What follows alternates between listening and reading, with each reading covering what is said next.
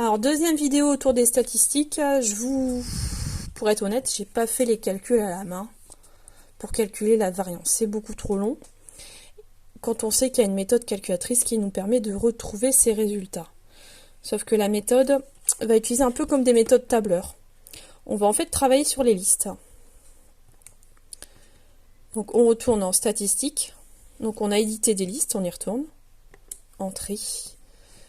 Donc dans la première vidéo, on avait rentré les valeurs de la série en L1 et en L2 les effectifs correspondants.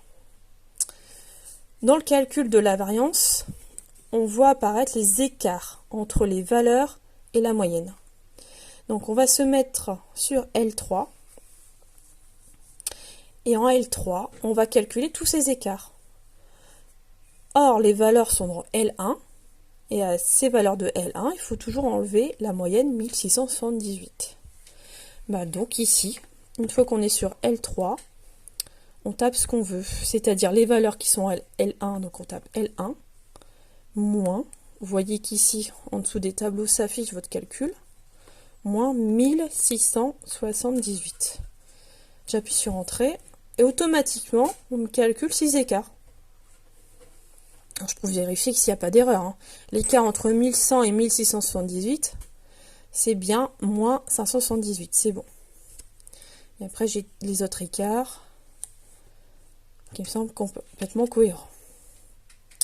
Sauf que dans la formule de la variance, ces écarts sont élevés au carré.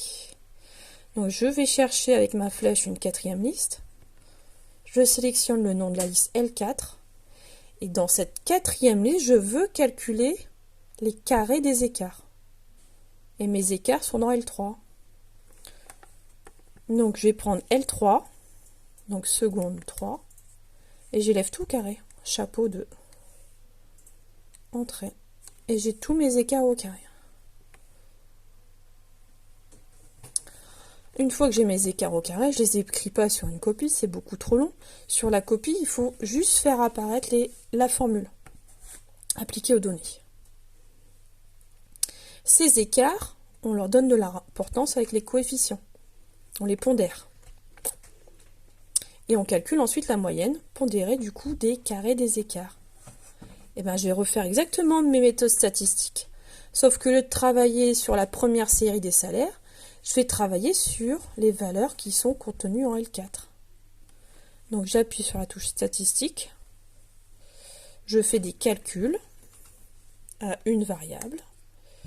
Cette fois, les valeurs qui m'intéressent, c'est plus les valeurs des salaires, c'est les carrés. Et ces carrés sont contenus dans la liste L4. Donc seconde L4. Les poids, les coefficients, ils n'ont pas changé de place, ils sont toujours en L2. Donc j'appuie sur Entrée et je vais avoir une nouvelle série de résultats. Donc X bar, les notations n'ont pas changé. X bar, c'est la moyenne des carrés des écarts.